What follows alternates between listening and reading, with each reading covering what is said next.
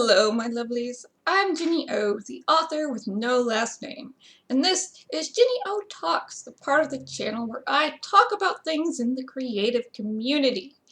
And in the last couple of videos, where I was talking about copyright and publishers and copyright and fandom, I said publishers don't care about the quality of your writing, and then I also said that fandom writing is not up to the quality of publishing, and I realized that this could be very confusing.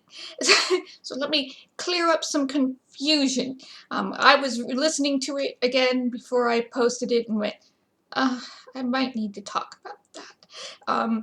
And also, I mean, in my defense, I think I was kind of running a fever at the time, so I was not able to remember things like the Copyright Office, which is where you register your copyright, because this is America. We name our things the most obvious thing possible. So, so what do I mean by publishers don't care about the quality of your writing versus fandom writing doesn't always hit the quality of writing publishers are looking for? Because these are actually not two incompatible things. They seem to, I mean, they're two dots separated, so let's see if we can connect them together. So in the one video, I said publishers don't care about the quality of your writing because they're not sitting there in their office reading these books and going, we need more quality writing. They're looking at hardcore numbers, and they're looking at genre and usually tropes, and also author demographics like your race or your sexuality, and they're looking to see if your book can fit any of these check marks of things that have already made them money, and therefore in their minds your book will make them more money until they oversaturate the market and then have to go look for new things. And then I said, on the other hand, in copyright versus fandom, and fandom, that a lot of fandom works, and I have read a lot of fandom works, just do not have the type of quality that traditional publishers are looking for.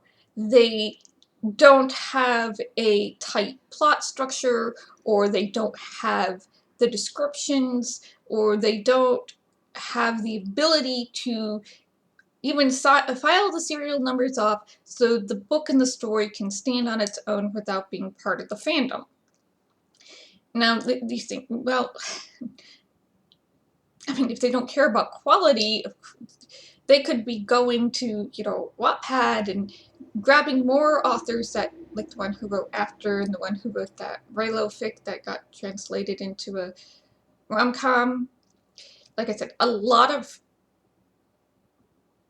like, they're not going to fandom really to find authors. Okay, there you've got like 2 or 3. I mean, the one I could remember off the top of my head was out of a Buffy fandom, and then I remembered After got translated first. Then I remember the one who had the Raylo fic that she turned into that science-themed rom-com that everybody was like, oh my god, no. But so, like, there is this thing that if you don't know how publishing works, that those sentences would be confusing, because, you know, well, if they, you know, if they don't care about quality, then my fanfic has every chance of being a traditionally published novel. And then I said, no, your fanfic has very little chance to be a traditionally published novel because you don't have any description or whatever in it. It's because there are a lot of gatekeepers between you and the CEO. So when you are writing your manuscript, in publishing, if you are going the traditional route, honestly, all you should be doing is writing your manuscript and rewriting your manuscript and you don't pay anything out of your own pocket. You should not be paying any sort of fees to have an agent look it over. You should not be paying any fees to the publisher. All of that is on the publisher's end. They will be paying for the editing, they'll be paying for the book cover, they'll be paying for the formatting and everything. That's why you get royalties, because part of the money that they're making off your book is supposed to be going towards the publication and distribution and marketing of the book, and then you are supposed to be getting the rest, and they get like a little slice of the pie too for the profit. Now, how that is sliced the pie is actually evened out nowadays is probably not as great as we would like it, but that's how it's supposed to work. And so between you writing your manuscript and by the time a CEO even knows about it, you've gone through several layers of um, traditional publishing bureaucracy. So the first layer is the agent. Okay, so you have to submit your manuscript in a specific way. You have to write a query to agents. Okay, and you could be doing this through like Twitter pitches. You could do this through pitch wars. You could do this through their emails. There's some websites that let you organize your queries and send them out from there. But the first person you have to get past is an agent. And this is an agent who is going to be representing not only your genre, but your target audience. Your young adults, your middle grades, your children, that type of thing. If you don't submit it to the right agent, it's just going to go straight out the slush pile door of, I don't represent that, sorry. So that's why you have to do your research to make sure you find agents, and then you need to find qualified agents too, because there is really no qualification to be an agent. You can put out your little card and be an agent. It's like, no. Okay, so make sure they're with a reputable agency, yada yada yada. Okay, after the agent, your agent reads your book, they like it, maybe they have a few suggestions, they have you switch some stuff up, tighten this here or there, and there's a lot of demands on debut authors, such as, so my advice is, if you have never written a book before, if you have never even written like a fanfic before, so you don't know how about plot structure is supposed to go, I strongly suggest paying out of your own pocket for a development editor, at least. Go find somebody cheap. There's a lot of people in the indie author community that also do editing of types, and they'll be like, oh, there's dev editors and line editors and grammar editors. Don't worry about your line and your grammar editors at this stage. Outside of like running it through Grammarly for the first couple chapters, you know, the ones they're going to see. You really need a development editor if you have never ever published a book before or worked on any type of fan fiction story before, because without that you're gonna be rewriting this 5, 6, 7 times. You might not even know why why it's being refused. And yes, as you write more, you'll get better at this, and you probably won't need your development editor quite as much, but you still were going to want, if you've never written anything before, some sort of editor. In general, a development editor. But your agent is going to ask you probably to change a few things, because many agents nowadays are also editors, because that's where the editors who worked at the publishing agencies went. They became agents. So you get through there. And then they send it off to an editor at the publishing house, okay? Or one of the editors that will submit to publishing houses. So there's like a group of them. And they'll do basically what you were doing with your manuscript to agents. They're going to do that to editors. So they're going to solicit your agent to several editors to see if any of these editors are interested in your concept. So the editor is going to say they like your book concept, they read the book concept, and then they're going to give you suggestions to change or fix. Now, these suggestions are optional. If you've never written a book before, please consider them carefully.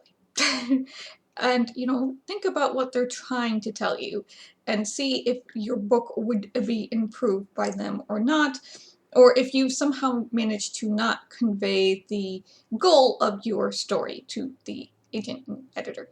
So, just so you know, they are technically optional, but please listen to them.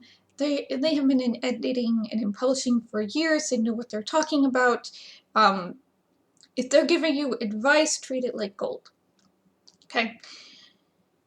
So the editor, they are looking for quality, basically. They're going to be telling you, you need to amp up your descriptions. You're going to, or they're not telling you stuff because they dislike your story and they hate you. They tell you these things because they love you and they want you to succeed, and they want publishing houses to jump on this. All right. So then the editor takes that manuscript that hopefully you've edited to their satisfaction, and they start soliciting it to publishing houses, to specific imprints within the publishing houses. So, remember there's 5 big ones, and then they've got a selection of smaller houses. But they're going to submit those to the publishing imprints. And if more than one publishing house wants it, it will go up for auction. And that will potentially increase your advance by a lot. But many things, especially for debut authors, do not go up for auction. So they get this set advance price, and you take it or you kind of leave it. So, so you will have basically agents in the imprints of these big publishing houses really can be really excited about your book, and they don't really do a lot of in-house auctioning, but you'll have these agents there, and they are also looking for quality. They're looking for stuff that ticks all their boxes. So those are your quality steps: the agent, the editor, the publishing imprint agent. Okay, and then we get to the point where they don't care about quality again. So you have the marketing team and the CEO. In the marketing team and the CEO, what they care about is tropes, genres, and numbers, and how much did stuff sell. So they care about your comparison titles, which are books that have been put out in the last 5 years that have something remotely to do with your book, whether it's your writing style or your genre, or some sort of trope in that story. It's the same as the tropes in your story. That's what they care about. How well did those books sell? That means there's a market out there for them. So how well will your book sell? And how much money is it going to bring them? And they're not sitting there reading your book going, oh, this is such quality prose. They're sitting there and they probably got a precept of the book and a synopsis, and they're just flipping through it real fast to make sure that it checks all the right boxes and that it's marketable and will bring them money. So when I say, fandom writing isn't, up to the quality of, say, a New York Times bestseller, it's because from, most fandom writing is actually kind of first draft, second draft level. I very rarely see anybody working on a third draft type for a fandom book story, but most fandom writing doesn't go through this vigorous editing process, or go through a process where they're trying to include things like the world building or like descriptions, so we don't have blank face, blank room syndrome, or we know how things work in the world type of thing, and which, you know, editors and your agent are going to be like honing in on. Do you have, you know, enough exposition to explain your world, but not so much that you're over-inundating the reader and they're bored out of their mind? You know, do you have, is your exposition and your pacing kind of working together? Um, you know, do you have some sort of plot structure? Is there a conflict and a goal and things like that? Now,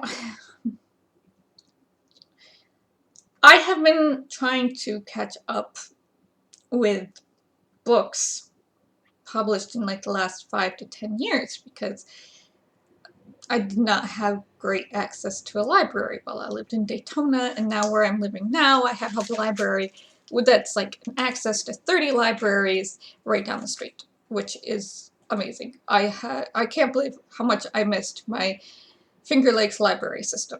Like, seriously, like, holy crap, 30 libraries. So, you know, my little sheaf of paper here with all my notes tell me what I remembered, and it's like they even keep track of how much I've saved. So like, you have saved, you know, $665 this year and $1,482.16.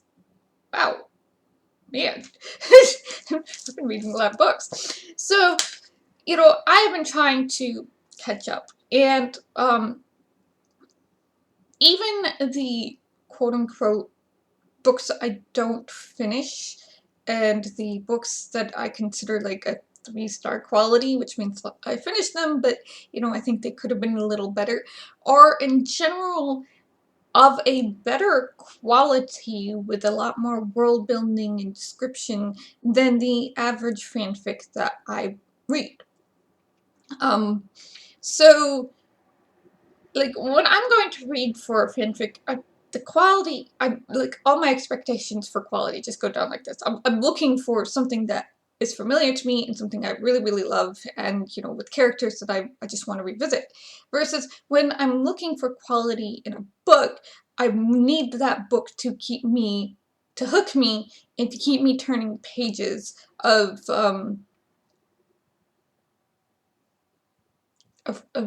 you know, make me fall in love with the characters.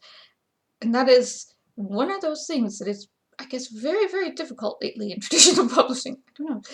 Like, I, I read a book last week and the main character was so boring. And I'm like, I understand why this was published, because it has great prose and it has really good world building and the plot is really kind of tight.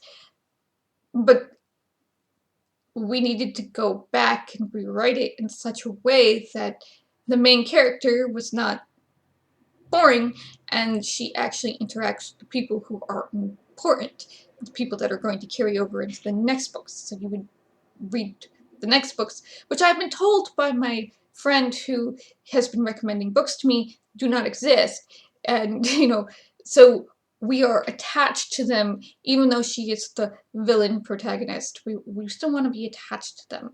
So no, I'm not talking about Iron Widow, I'm talking about Trader Baru Commandant. So honestly, if we were going to look at villain protagonists and we were going to do a comparison, those would be really two good books to compare.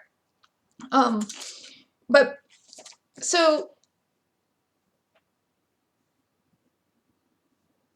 you're going, Ginny, it's probably a personal preference.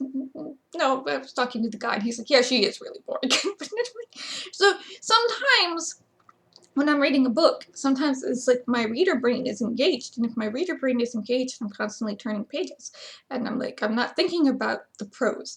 But if my editor brain starts getting engaged, that's when I start to go, a little worried about, you know, editors and publishing. There needs to be more of them. They need to be paid more, you know, maybe more publishing houses should form unions type of thing.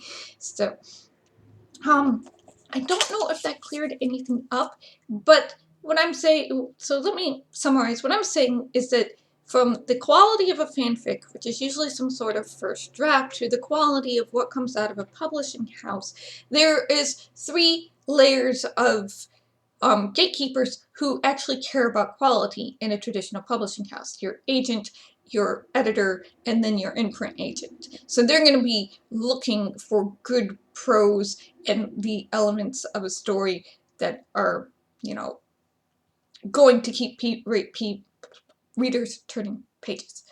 Whereas a fanfic, um, this is like a sell thing versus you know, a here it is thing too. So whereas a fanfic, all you have to do is tell people here it is, and you know, if it has stuff they already know, and you don't really have to worry about too much about the quality of your work, as long you in place things like description and conflict and stuff like that, as long as you have things they already know and they're looking for in some sort of trope.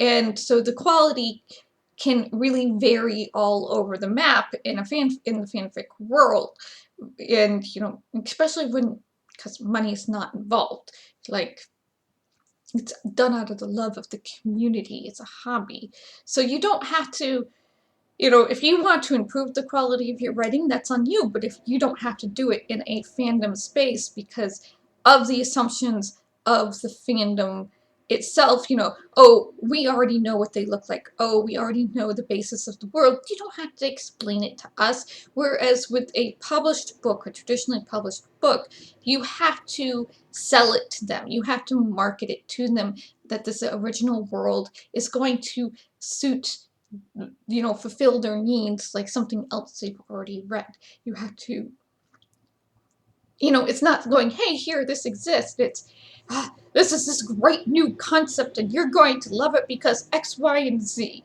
But hopefully not quite so boldly. Which is why comps exist, marketing comps exist. So marketing comps are kind of even more different than like the comps that you're giving to the agents. So the marketing team's going to choose, you know, comps to try to sell your book, like, oh, this book is a combination of Twilight and the Hunger Games or something like that, to try and get people who like Twilight and people who like the Hunger Games to read the book.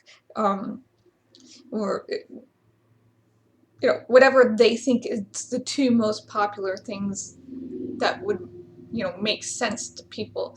So like when I do marketing comps, I'm not actually using books, which is probably to my detriment, but like I say, you know, this is the Expendables meets the Sons of Anarchy, and most people only know that Sons of Anarchy is a motorcycle club show, so they're like, oh, it's a motorcycle club mixed with an action movie, and they, you know, they are like, they don't know that Sons of Anarchy was a violent tragedy, and I don't tell them that because my books aren't violent tragedies. They're just, they have it has a motorcycle club in it, and that's the only kind of media that they know that has a motorcycle club. Or like, if I was going to use books, I'd be like, well, it's kind of like the family style of Anne Bishop versus it meets some urban fantasy type Jim Butcher. And kind of, you know, best I can do. But that doesn't make it really marketable in the traditional publishing thing because it's too niche. What you gotta do? So, quality versus quality, and I understand that it was probably confusing, and I'm sorry about that. I hope I managed to clear it up. Take care of yourselves, my lovelies. Bless, stay safe, and I will see you in the next video.